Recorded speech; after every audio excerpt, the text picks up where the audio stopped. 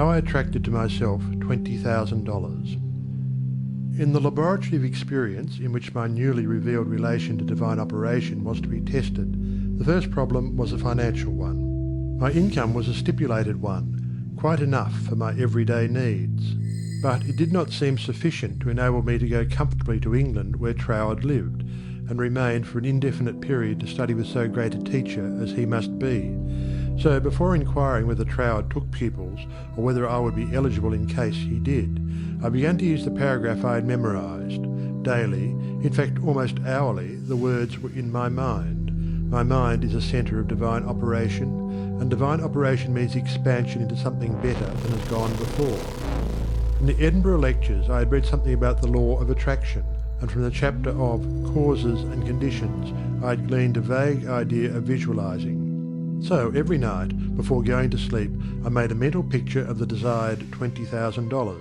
20 $1,000 bills were counted over each night in my bedroom, and then, with the idea of more emphatically impressing my mind with the fact that this $20,000 was for the purpose of going to England and studying with Troward, I wrote out my picture, saw myself buying my steamer ticket, walking up and down the ship's deck from New York to London, and finally saw myself accepted as Troward's pupil.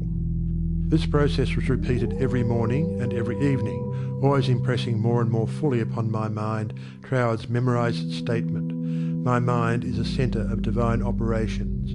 I endeavoured to keep this statement in the back part of my consciousness all the time, with no thought in mind as to how the money might be obtained. Probably the reason why there was no thought of the avenues through which the money might reach me was because I could not possibly imagine where the $20,000 would come from. So I simply held my thoughts steady and let the power of attraction find its own ways and means. One day, while walking on the street, taking deep breathing exercises, the thought came, "My mind is surely a centre of divine operation. If God fills all space, then God must be in my mind also. If I want this money to study with Troward, that I may know the truth of life, then both the money and the truth must be mine, though I am unable to feel or see the physical manifestation of either. Still, I declared, it must be mine." While these reflections were going on in my mind, there seemed to come up from within me the thought, "I am all the substance there is." Then from another channel in my brain the answer seemed to come. Of course, that's it. Everything must have its beginning in mind. The I, the idea, must be the only one and primary substance there is, and this means money as well as everything else. My mind accepted this idea, and immediately all the tension of mind and body was relaxed. There was a feeling of absolute certainty of being in touch with all the power life has to give. All thought of money, teacher, or even my own personality vanished in the great wave of joy which swept over my entire being. I walked on with this feeling of joy steadily increasing and expanding until everything about me seemed to glow with resplendent light. Every person I passed was illuminated as I was. All consciousness of personality had disappeared, but in its place there came that great and almost overwhelming sense of joy and contentment. That night, when I made my picture of the $20,000, it was with an entirely changed aspect.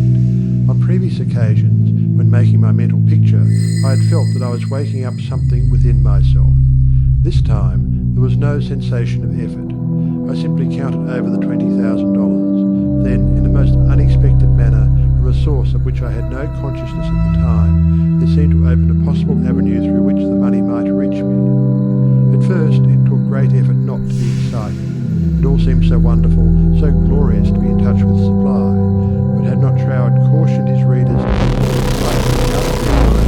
the first flush of realization of union with infinite supply, and to treat this fact as a perfectly natural result that had been reached through our demand?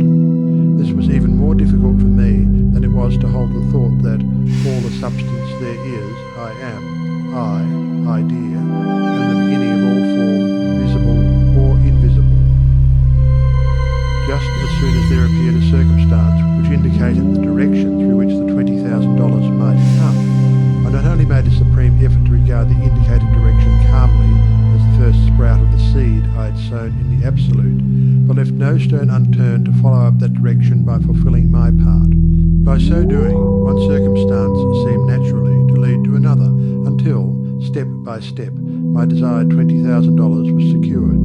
To keep my mind poised and free from excitement was my greatest effort. This first concrete fruition of my study of mental science, as expounded by Troward's book, had come by a careful following of the methods he had outlined. In this connection, therefore, I can offer to the reader no better gift than to quote Troward's book, The Edinburgh Lectures, from which may be derived a complete idea of the line of action I was endeavouring to follow. In the chapter on causes and conditions, he says, "To get good results, we must properly understand our relation to the great impersonal power we are using. It is intelligent, and we are intelligent, and the two intelligences must cooperate. We must not fly in the face of the law, expecting it to do for us what it can only do through us.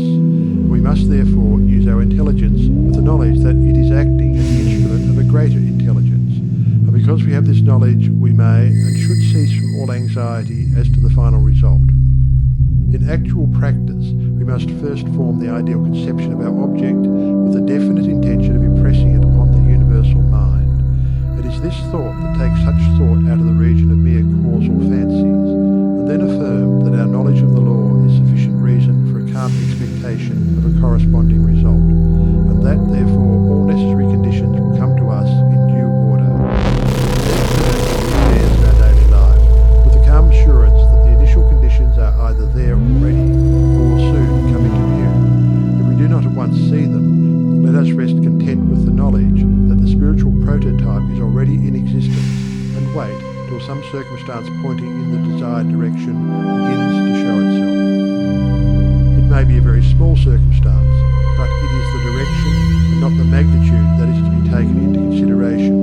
As soon as we see it, we should regard it as the first sprouting of the seed sown in the absolute, and do calmly and without excitement whatever the circumstances seem to require, and then, later on, we shall see that this doing will, in turn, lead to a further circumstance in the same direction, until we find ourselves conducted step by step to the accomplishment of our object. In this way, the understanding of the great principle of the law of supply will, by repeated experiences, deliver us more and more completely out of the region of anxious thought and toilsome labour, and bring us into a new world where the useful employment of all our powers, whether mental or physical, will only be an unfolding of our individuality upon the lines of its own nature, and therefore a perpetual source of health and happiness, a sufficient inducement, surely, to the careful study of the laws governing the relation between the individual and the universal mind. To my mind, then as now, this quotation outlines the core and centre of the method and manner of approach necessary for coming in touch with infinite supply.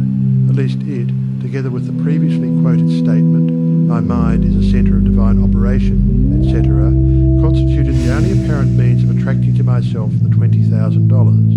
My constant endeavour to get into the spirit of these statements and to attract to myself this needed sum was about 6 weeks, at the end of which time I had in my bank the required $20,000. This could be made into a long story, giving all the details, but the facts, as already narrated, will give you a definite idea of the magnetic condition of my mind while the $20,000 was finding